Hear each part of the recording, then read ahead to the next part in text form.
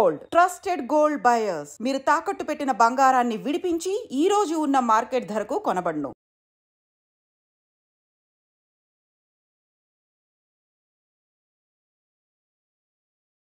ఇప్పుడు మన సనాతన ధర్మం, మన హిందూ ధర్మం అనగానే మనకు గుర్తొచ్చేది భగవంతుడు, పూజలు, ఇవన్నీ కూడా.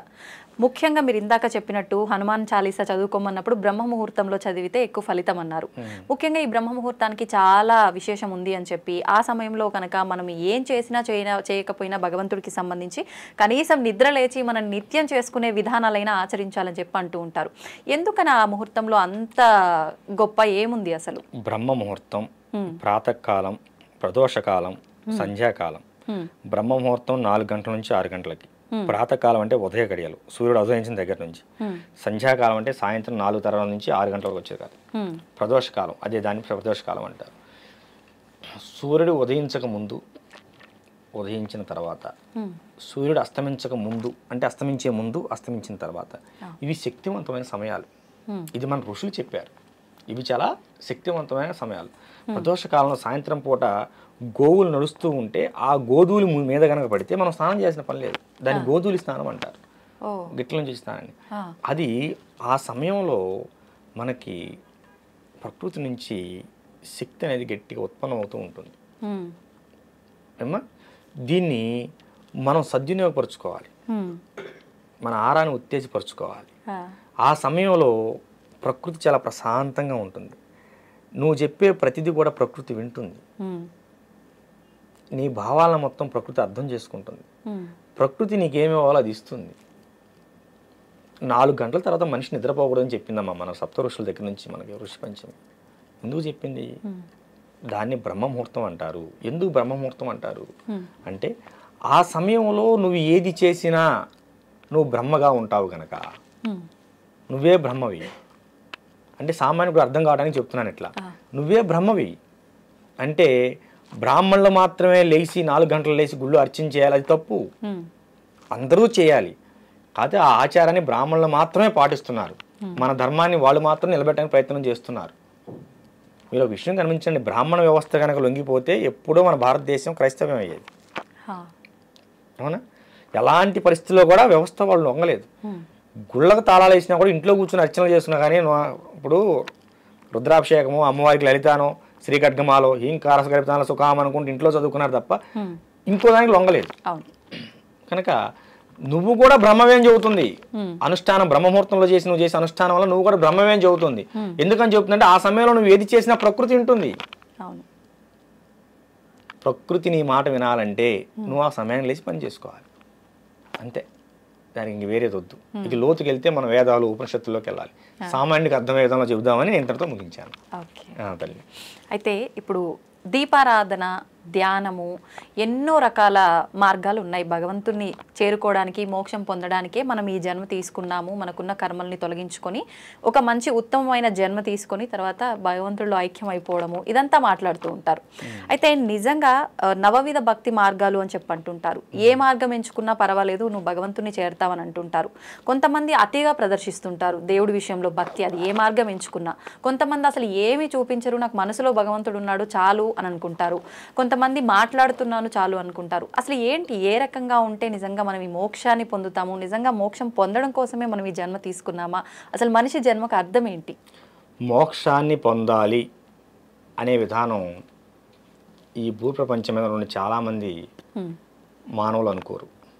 ఎందుకంటే మోక్షం అనే పదం కూడా చాలామంది వాళ్ళ జీవితకాలంలో పలకరు. మొదటి విషయం. 2, నువ్వు భక్తి మార్గంలో ఏ మార్గంలో ప్రయాణించినా నీకు మోక్షం వస్తుంది. 2, 3, అతి అనేది ఎక్కడ తినే ఆహారం దగ్గర నుంచి నువ్వు చేసే భక్తి వరకు అతి అనేది ఎక్కడా కూడా మంచిది కాదు. ఓకేనా? నవవిధ మార్గాల్లో ఏ మార్గంలో అయినా సరే నువ్వు పూజ చేసుకోవచ్చు. ఏ మార్గం లేదు, నువ్వు అడవిలో కూర్చున్నావు, ధ్యానం చేసుకో, నామస్మరణ చేయి. ఈ కలియుగంలో అన్నిటికంటే ముఖ్యమైనది ధూపం, దీపం, నైవేద్యం, నామం. అమ్మా, ఒక ప్రమిదలో దీపం వెలిగించు, ఒక బెల్లం ముక్క పెట్టు, నమస్కారం పెట్టుకో. నువ్వు శివయ్యకి దీపం పెడుతున్నావు అనుకో, శివ శివ శివ శివ అనుకుంటూ ఉండు. నారాయణకి పెడితే రామ రామ రామ అనుకుంటూ ఉండు. అమ్మకు పెడితే అమ్మకు ఓ బోల్డ్ అని పేర్లు. నువ్వు ఏ పేరుతో పూజిస్తే ఆ పేరు. దుర్గమ్మ పెట్టావనుకో దుర్గమ్మ అనుకో, శ్రీ దుర్గ అనుకో, అయితే శ్రీమాత్రేమో అనుకో, లలితకైతే ఓ సహస్రనామాలు ఏమమ్మా పెట్టుకో. నువ్వు ఏ విధంగా చేసినా నీ ఆత్మశుద్ధి ప్రధానం. ఎదటి వాడిని మోసం చేయాలి, ఎదటి వాళ్ళని ఇబ్బంది గురి చేయాలి, ఎదటి వాడిని హింస పెట్టాలనే భావన మనసులో పెట్టుకొని బయటికి శివయ్య అంటేనే నారాయణ అంటేనే అసలు ఏమనకపోతేనే. కనుక మనిషికి మోక్షం ఎక్కడ వస్తుందంటే నువ్వు తెలుసుకున్నప్పుడు వస్తుంది. నువ్వు ఎదటవాడు నువ్వు నేను సమానమైన విషయం భావన వచ్చినప్పుడు మోక్షం వచ్చినట్టే. అంత జ్ఞానం రావాలంటే సాధ్యమేనా ఈ సామాన్యులకి? నేను చాలా మందిని చూశాను, ఫ్యాన్ షర్ట్లు వేసుకొని అవధూతలుగా బ్రతుకుతున్న వాళ్ళని నేను చాలా మందిని చూశాను. చీమకు కూడా అపాయం చేయని వాళ్ళని చాలా మందిని చూశాను. వాళ్ళు కలియుగంలో వాళ్ళు ఉన్నటువంటి పరిస్థితుల్లో వాళ్ళు ఉద్యోగరీత్యాలు వ్యాపారీత్యాలు చేస్తూనే ఉంటారు, మనసులో నిత్యం నామస్మరణ చేస్తూనే ఉంటారు. అలాంటి వారిని నేను చాలా మందిని చూశాను. ఉంటారు, లేరు అనుకోకు. కాకపోతే వాళ్ళు అసలు భక్తిని ఎక్కడ ప్రదర్శించరు. కనుక ఉన్నారమ్మా, అలాంటి గొప్ప వాళ్ళు ఉన్నారు కాబట్టి మన ధర్మం ఇంకా బ్రతుకుంది. ఇప్పుడు హిందూ శంకర సభ ఉంది కదమ్మా, అలాంటి వాళ్ళు బోల్డ్ మంది వస్తారు. వాళ్ళు ఎవరిని ఆహ్వానించాల్సిన పని లేదు, తెలిసింది కదా. ఏ బస్సు ఎక్కువ ఆటో ఎక్కువ వచ్చేస్తారు. కనుక మన ధర్మానికి వాళ్ళే నిజమైన కాపలాదారులు, వాళ్ళు నిజమైన కాపలాదారులు తల్లి. అది ఇప్పుడు ఆడవారి విషయానికి వస్తే చాలా రకాల అన్యాయాలు, దుర్మార్గాలు, ఇంట్లో వాళ్ళే ఆడవాళ్ళని గౌరవించని కొన్ని కుటుంబాలను కూడా చూస్తున్నాం. నిజంగా తీసుకుంటే మన పురాణాల్లో కూడా వారి వెంట యుద్ధానికి ఆడవారిని తీసుకెళ్లిన సందర్భాలు ఉన్నాయి, వాళ్ళ సలహాలు తీసుకున్న సందర్భాలు ఉన్నాయి అని అంటే అవి ఒకసారి మనం వింటే గనక ఎంత ప్రాధాన్యత ఉంది స్త్రీకి అనేది అర్థమవుతుంది. మరి ఈ ప్రస్తుత సమాజంలో ఎందుకు ఆ విలువ దక్కటం లేదంటారు? త్రేతాయుగం పరశురాముడు రేణుకమ్మని నరికినందుకేగా యుగం అంతమైంది. కృతయుగం, త్రేతాయుగం సీతమ్మని ఎత్తుకెళ్ళినందుకేగా రావణాసురుడు అర్థమైపోయింది, యుగం అయిపోయింది. ద్వాపర యుగం ద్రౌపదేవిని నిండు సభలో జుట్టు పట్టుకుని ఈడ్చినందుకేగా కురువంశం మొత్తం నాశనం అయిపోయింది. అవునా? స్త్రీ జోలికి వెళ్ళినప్పుడు ఎవడు వంశమైనా నాశనం అవ్వాల్సింది. స్త్రీని హింస పెట్టిన తర్వాత, స్త్రీని అఘోరపరిచిన తర్వాత, స్త్రీ యొక్క ధనమాన ప్రాణానికి అపాయం కనుక జరిగితే ఖచ్చితంగా దానికి మూలం ఎవడైనా సరే వంశం ఆగమైపోతుందమ్మా. ఇంతకంటే దీని గురించి చెప్పుకోవాల్సిన అవసరం లేదు. నీకు 3 ఎగ్జాంపుల్స్ చెప్పాను. ఓకేనా? మండోదరి మహాప్రతివత అయినా ఆమె ప్రాతిపత్యం రావణాసురుడిని కాపాడలేదు. అవునా? గాంధారి మహాప్రతివత భర్తను పెళ్లి చేసుకునే ముందే కళ్ళకు గంతలు కట్టుకుంది. పెళ్లి చేసుకునే స్నేహితులు ఎవరైనా కళ్ళకు గంతలు కట్టుకోవచ్చు, తప్పు. పలానా వ్యక్తిని నువ్వు వివాహం ఆడాలి తల్లి అన్నప్పుడే నా భర్త గుడ్డివాడు కనుక నేను కూడా గుడ్డిదానికి ఎలా ఉండాలి ఇప్పటి నుంచే నేర్చుకోవాలని చెప్పి ఆమె కళ్ళకు గంతలు కట్టుకుంది. మహాప్రతివత. పుత్ర ప్రేమ, కొడుకులు తప్పు చేస్తుంటే ఏం చేయలేకపోయింది. అమ్మా, నిండు సభలో ద్రౌపది ఏకవస్త్రంతో రజస్వలైనటువంటి స్త్రీని ఏకవస్త్రంతో ఈడ్చినప్పుడు వికర్ణుడు మాత్రమే అడ్డు చెప్పాడు.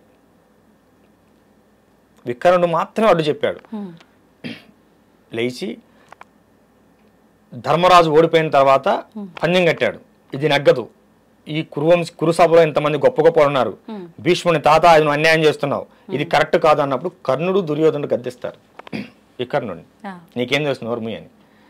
చివరికి వికర్ణుని చంపాల్సి వచ్చినప్పుడు భీముడు బాధపడతాడు. వికర్ణ, నువ్వు మా వంశంలో నువ్వు మా తోడలుగా మాకు తోడుగా పుట్టవలసిందిరా. కురువంశంలో కురుసభలో అంతమంది కౌరవ సభలో ద్రౌపదిని అవమానిస్తుంటే నువ్వు ఒక్కడవే నిలబడి మాట్లాడావు, కానీ యుద్ధ నీతి నేను చంపక తప్పలేదురా అంటే, నా ధర్మం నేను మాట్లాడాను అన్నయ్య ఆ రోజున, నీ ధర్మం నువ్వు కానీ అని చెప్పి అంటాడు. తప్పదు, నా ధర్మం నేను మాట్లాడు, కానీ నా మాట విలువలేదుగా, ద్రౌపదిని ఎవరు ఆపలేదుగా, నా మాట లెక్కలేదు కదా. ఈ యుద్ధం వచ్చింది, నేను నీకు శత్రుపక్షంలో ఉన్నాను కదా, కానీ యుద్ధం చేద్దాం, సావో మా గెలుపో ఓటమో మరణమో జీవమో కానీ అంటాడు, చచ్చిపోతాడు. భీముడి చేతులు చనిపోతాడు. వాడిని చంపిన తర్వాత కూడా భీముడు కళ్ళం నీళ్ళు పెడతాడు, వికర్ణ ఎంత పని అయిందిరా అని. ఏమ్మా, శత్రువును సైతం కంటతడి పెట్టేలాగా చేసిందా లేదా వాడి నీతి? చేసింది. ఏమ్మా, ధర్మం ఎప్పుడు కూడా ఒంటరిగా ఉన్న విజయం సాధిస్తుంది, దానికి నీతి ఎప్పుడు తోడై ఉంటుంది. ఓకేనా? ఇప్పుడు ఇంతమందిని కాపాడిన కృష్ణుడు అభిమన్యుని ఎందుకు కాపాడలేదు? అహంకారం పొడిచినప్పుడు, వాడు అహంకార పూర్తయినప్పుడు ఎవడైనా పతనం అవ్వాల్సిందే. రథసారథి అర్జునుడు రథసారథి. అభిమన్యుడు అంటాడు, నానా అభిమన్య, ఇంత కురుస్తాం జరుగుతుంది, మనం లోపలికి వెళ్ళకూడదు, వద్దు నానా, పరిస్థితులు బాగలేవంటే, నేను ఇప్పుడు మంచి ఆవేశంగా ఉన్నాను, ఇప్పుడు శ్రీకృష్ణుడు అర్జునుడు ఎదురైనా కూడా వాళ్ళని కూడా చంపేస్తా అంటాడు. ఖతం, వాడి జీవితం అంతటితో ముగిసిపోవలసిందే. అంటే అహంకారం ఎంత స్థాయికి వెళ్ళిందంటే దేవుని సైతం చంపుతానే స్థాయికి వెళ్ళిపోయింది. మేనమామ దేవుడితో సమానం. ఓకేనా? కనుకమ్మ స్త్రీని అవమానించిన, అవహేళన చేసిన, తన యొక్క ధన మాన ప్రాణానికి ఇబ్బంది కలిగించిన ఖచ్చితంగా వాడు వంశమే నాశనం అవుతుందమ్మా. ఇప్పుడు ఎక్కడైనా సరే చూడు, వంశాలే నాశనమే. ఒక్కడు నాశనం కాలేదు, వాడు వంశమే నాశనం అయిపోయింది. సో కనుక ఇది తెలిసిన వాడెవడు కూడా స్త్రీ జోలికి వెళ్ళాడు. అది వెళితే వాడు సుఖంగా ఉండలేడు. 3 యుగాల నుంచి చెబుతున్నారు, అయినా ఈ మూర్ఖులు మారట్లేదు. చూద్దాం.